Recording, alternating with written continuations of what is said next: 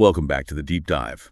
Today we are taking a look at something that sounds incredibly technical on the surface, dynamics of first-order systems in series. It does. But when you start to peel back the layers, it's actually a fascinating look at how pretty much everything connects. It really is. It's one of those core engineering concepts that just explains why things in the real world almost never happen instantly.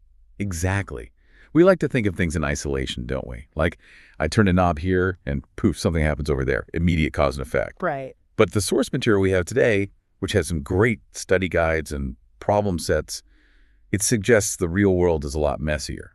It's all about series dynamics. That is the key phrase. In engineering, and honestly in just about everything, things rarely happen in isolation. You don't just have one tank or one process. You have chains. You have a system that feeds into another system, which then feeds into another. And the big shift we're exploring today is what happens when you link those simple units together. Yeah, and that's the whole game. The behavior changes fundamentally. You go from something that's immediate and sharp to something that is, well, sluggish and coupled. So we're moving from the simple and snappy to the complicated and sluggish. Sluggish is the perfect word for it. When you have a single isolated unit, the response is immediate. But when you couple them in series, the dynamics drag.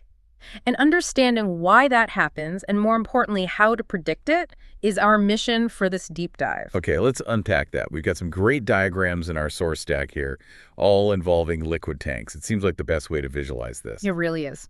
We're basically trying to predict the output levels, like how high the liquid gets in a second tank based on what's going into the first one. But there's a catch. Right. Oh, there's a huge catch. And it all boils down to one simple question. Are the tanks married or are they just dating? I love that. Married or dating. In the documents, this is called interacting versus non-interacting systems. So let's start with the dating ones, the non-interacting systems. I'm looking at the schematic here. It's labeled Case A. We have tank 1, it's a bit higher up, and it's pouring liquid into tank 2. Right, and look very closely at how it's pouring. That detail is critical. It looks like there's a pipe coming out of the bottom of tank 1, and it's just dumping water into the top of tank 2. But there's a gap.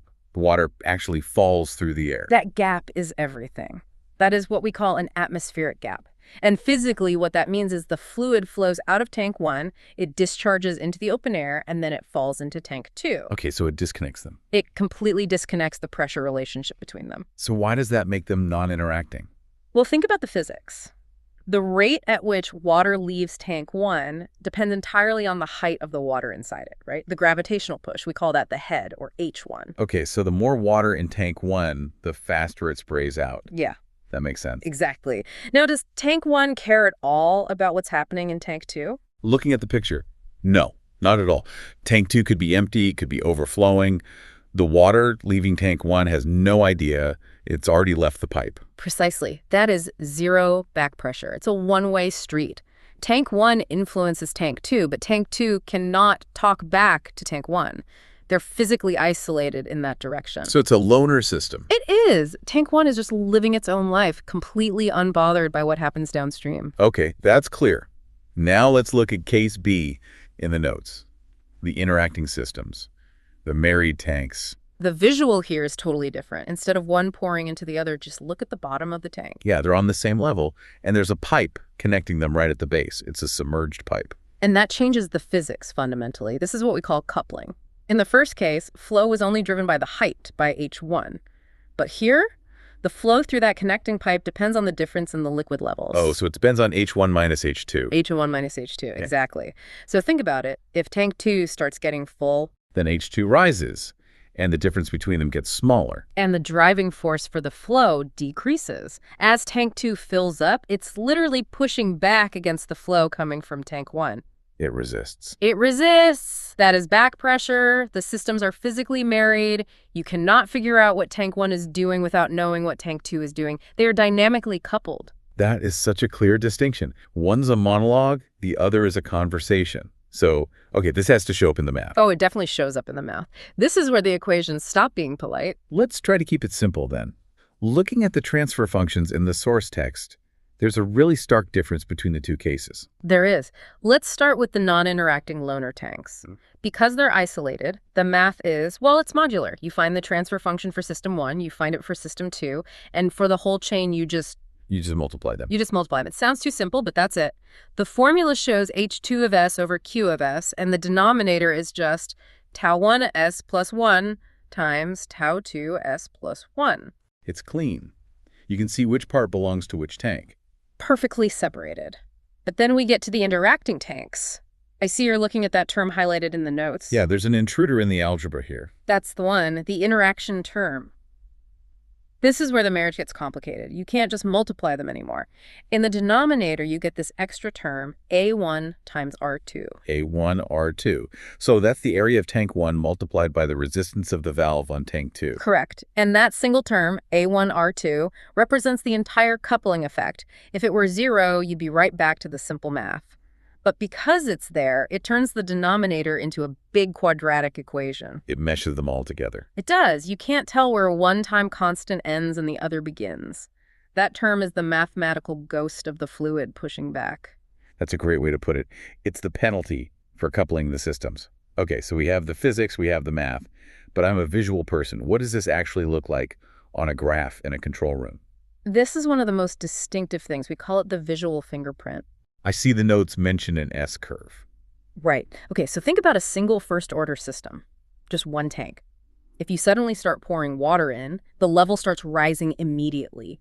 The slope is steepest right at the very beginning, at time equals 0. Like a sprinter off the blocks. Exactly, immediate reaction. But a series system, it has a sluggish start. It creates that S-shaped curve. And the notes are really hammering a specific point about that start. It says horizontal tangency. This is the most important visual cue. At time equals 0, the instant the change happens, the slope of the response curve is exactly 0. It starts out flat. Completely flat. So for a split second, nothing happens. In the second tank, yes. For a split second, its output doesn't change. And if you think about it logically, it makes perfect sense. Why is that? Because the second tank is just sitting there. It's waiting for the first tank to do something. Ah, I see. So the first tank has to kind of fill up a bit. It has to build up pressure. To build up enough head pressure to even start pushing fluid into the second one. Exactly right. There is a delay. The first system has to charge up before the second system even knows something has changed.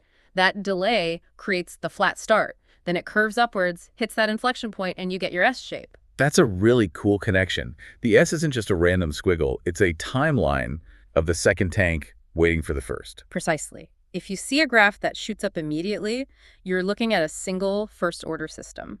If you see it start flat and curve up slowly, you are dealing with a series process. It's a dead giveaway. That is a great rule of thumb. Okay, we've done the theory. I want to see if we can apply this. We have a section here called Putting It to the Test with some problem sets. Ah, yes. These are good. They test your intuition, not just your calculator. Okay, problem 1, the mixing series. The scenario is 2 perfectly stirred mixing tanks, equal volume, connected in series. We're tracking a salt solution. Okay, this is a classic trick question. Be careful here. Is it? My gut says, okay, they're connected in series. They must be interacting. That's what your gut says because you see the pipe. But what are we measuring? We're measuring the concentration of salt. Right. Now, can salt swim upstream? No. Salt just goes where the water goes. Exactly. So even if the tanks are hydraulically connected and there's back pressure with the water, the information we care about, the salt concentration, can't travel backwards. Oh. So for this specific problem, it behaves as a non-interacting system. Bingo. The strategy note here says look for isolation. Since the salt can't swim upstream, tank 2 doesn't talk back to tank 1 about its concentration. Which means the math simplifies. It simplifies beautifully. Since the volumes are equal, the time constants, tau 1 and tau 2, are equal.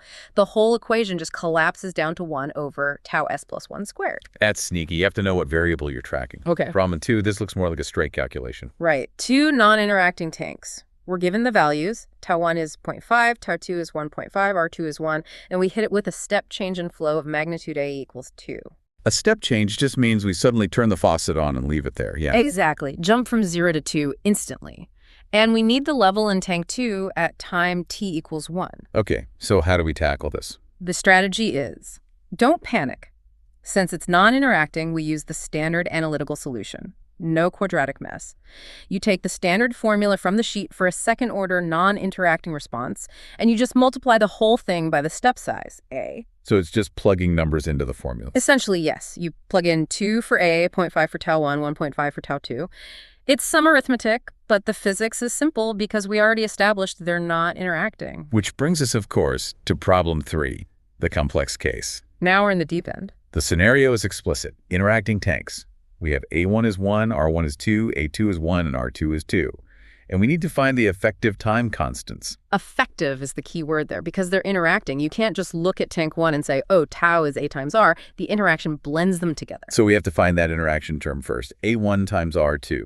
Right. A1 is 1, R2 is 2, so the interaction term is 2. And that number gets thrown into the denominator of our transfer function. It does. It creates that quadratic characteristic equation. The notes show it becomes 4s squared plus 6s plus 1 equals 0. Wait, hold on. Where did the 6s come from? I see the 4 and the 1, but the 6. Good catch. The middle term of that denominator is tau 1 plus tau 2 plus A1 R2. So tau 1 is 2, tau 2 is 2, and our interaction term is 2. Plus 2 is 6. Well, okay, math checks out. So we have 4s squared plus 6s plus 1 equals 0. And to find those effective time constants, you have to find the roots of that quadratic. You're basically reverse engineering the s values that make it all 0. And those roots give us the new blended time constants of the whole coupled system. And spoiler alert, they will not be the same as the original ones. The marriage changed them. The system finds a new way to respond, usually a bit slower and more spread out. That's wild. You take two identical tanks, connect them with one pipe, and suddenly their time behavior completely shifts. Yeah.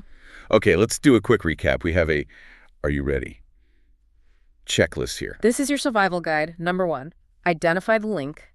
Ask yourself, is there back pressure? Atmospheric gap means non-interacting. Submerged pipe means interacting. Unless you're tracking something that can't swim upstream. Got it.